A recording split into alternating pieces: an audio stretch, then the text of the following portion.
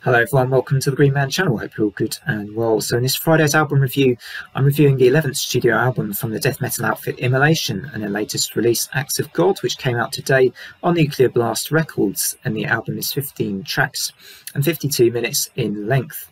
And this follows on from the previous album Atonement. They've retained the same lineup here with newest band member Alex Books on the rhythm guitar, Robert Vinia on lead guitar, Ross Dolan on bass and vocal duties, and of course Steve Shalati banging the drums particularly ferociously in this album. And I would say that this album is pretty relentless and oppressive as a listen.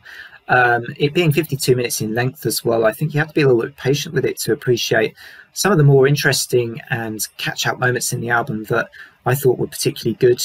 To be honest, whilst I thought the album was decent, there was a stretch of the album where I felt my interest dip a bit, perhaps in the middle kind of section of it, where it felt like they were kind of more going through the motions with similar approaches to the songs and kind of similar song structures, whereas other tracks had just real kind of moments of individual brilliance to them that, you know, again, kind of made me sort of feel this album was a bit of a journey. You know, I think the kind of bookends of the album, if you like, if I can call them that, were where a lot of the highlights were. So kind of the first 5 tracks and the kind of, I think, the final 5 tracks as well.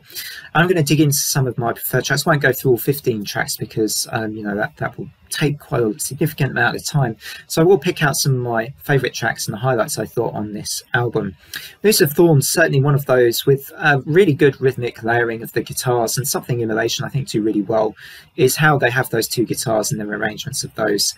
And this came to the fore in this track for me. Really good stuff and a good solo for the bridge section as well. Pretty menacing stuff on that. And again, Steve Shalati's drumming is certainly something which is really quite, you know, pretty incredible on this album, I would say, and it certainly shines in Noose of Thorns as well, and the dynamism of that track. I really liked Incineration progression, and kind of as per the title of the track, it does have a kind of burning progression to it. It's a bit more steady, some really good transitional parts in that track, some chugging chords, and you get an awesome solo again in that track, and that was definitely one of the tracks I really enjoyed on this album too. Broken Prey though, that one is was, I thought, a fantastic track because it's kind of explosive from the start, but it has a real dynamism to it. Lots of, you know, those pitched harmonic moments, which adds to, I think, the sort of, you know, the interesting nature of this track. It's certainly one of the tracks that I, you know, again, prefers on the album. And When Halos Burn also had that sort of similar, kind of more technically challenging style to it, lots of dynamic moments, really good progressions, and the rapid solos again being one of the favourite parts for me on this particular track too. There were moments, as I say, that dipped a bit in the middle of the album. I didn't really find Blooded all that kind of gripping, and Overtures to the Wicked, although I did quite like the quick vocal delivery from Ross Dolan in Overtures to the Wicked.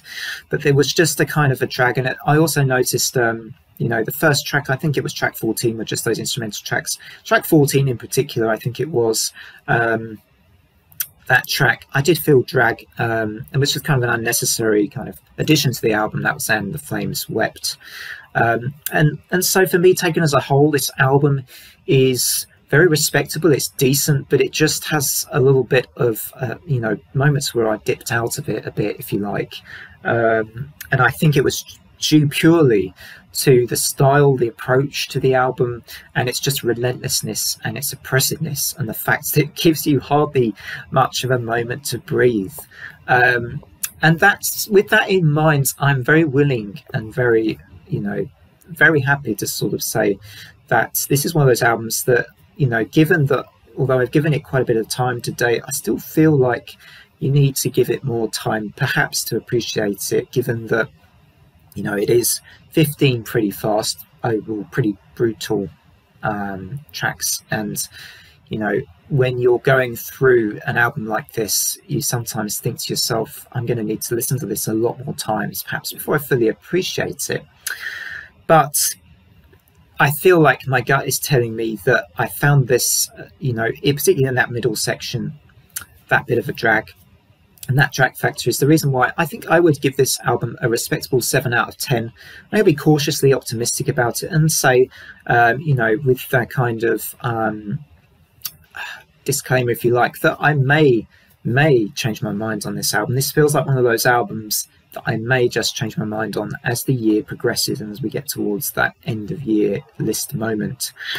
But yeah, what did you all think of this latest release from Immolation? Did you enjoy it? How do you think it stacks up against the rest of Immolation's back catalogue? There are the 10 albums.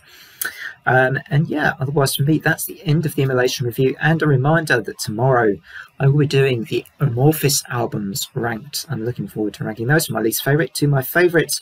Otherwise from me, it's a take care everybody, and bye for now.